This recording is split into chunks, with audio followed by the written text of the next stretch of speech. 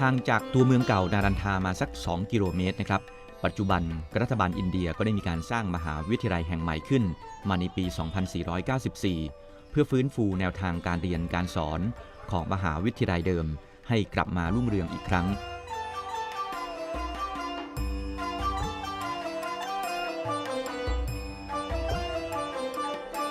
ในห้องเรียนวิชาพุทธศาสนาวันนี้นะครับนักศึกษาที่เป็นพระจากหลายประเทศกำลังสนทนาแลกเปลี่ยนความรู้กันซึ่งก็เป็นรูปแบบหนึ่งของการเรียนการสอนในแบบอดีตที่พระนักศึกษาของนารันทาจะต้องเจอกระทู้ทำยากๆครั้งแล้วครั้งเล่าอันเป็นแนวทางหนึ่งในการสร้างนักศึกษาที่มีคุณธรรมและมีคุณภาพ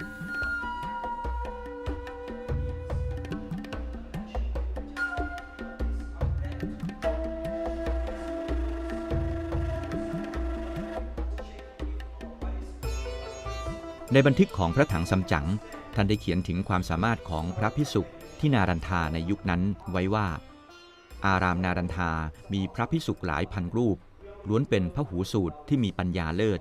คุณธรรมของท่านเหล่านั้นเป็นที่นับถือของมหาชนพระภิกษุหลายร้อยรูปมีชื่อเสียงเรื่องระบือไปไกลถึงนอกอาณาจักรภิกษุบริษัทเคร่งครัดในพระวินัยความประพฤติสะอาดหมดจดดีงามหลักธรรมบริสุทธิ์และมีธรรมวินัยเข้มงวด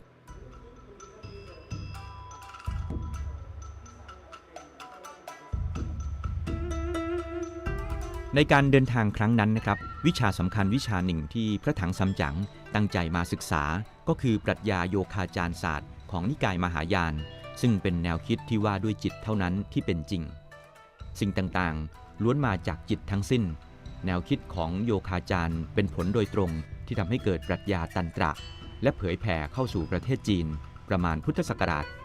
950 นะครับในสมัยที่มหาวิทยาลัยนารันทารุ่งเรืองปรัชญาโยคาจารก็เป็นอีกวิชาหนึ่งที่ได้รับความนิยมมากหลังจากยุคท่านนาคาราชุนเนี่ยคำสอนสุญญตาวาสเนี่ยเริ่มมีการได้รับการถามหรือว่าข้อสงสัยบางอย่างนะว่า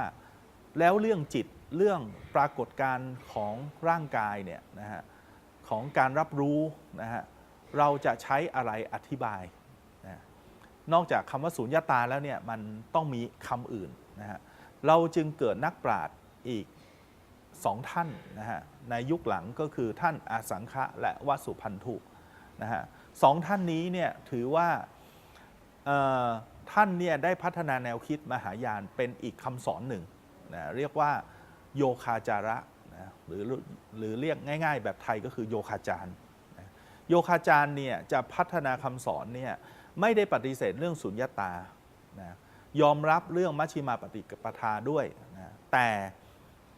เขาให้คำอธิบายว่าปรากฏการณ์ของจิตเนี่ยนะฮะหรือเรียกว่าการรับรู้ของจิตนะฮะเรียกเป็นภาษาสันสกฤตว่า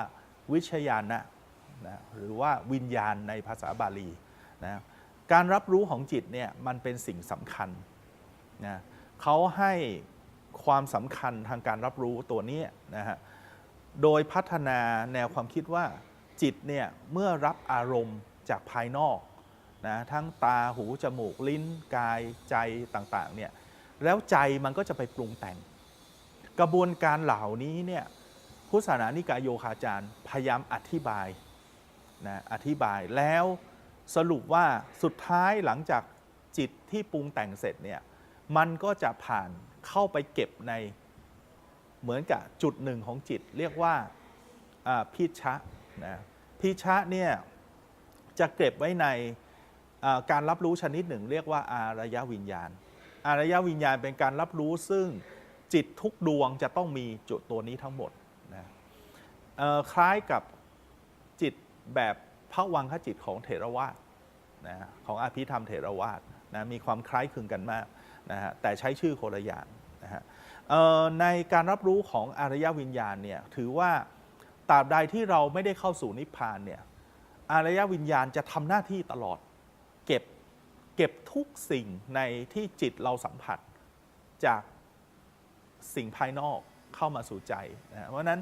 เมื่อมันเก็บทุกอย่างเนี่ยมันก็จะเก็บทั้งสิ่งดีและสิ่งไม่ดี แล้วมันก็จะแสดงออกทั้งสิ่งดีและสิ่งไม่ดี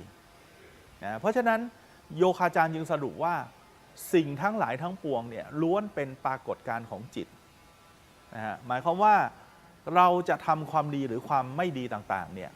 มันเป็นอาการที่เกิดจากสิ่งที่เก็บอยู่ภายในจิตนะฮะคือพิชะนะฮะในอารยวิญญาณ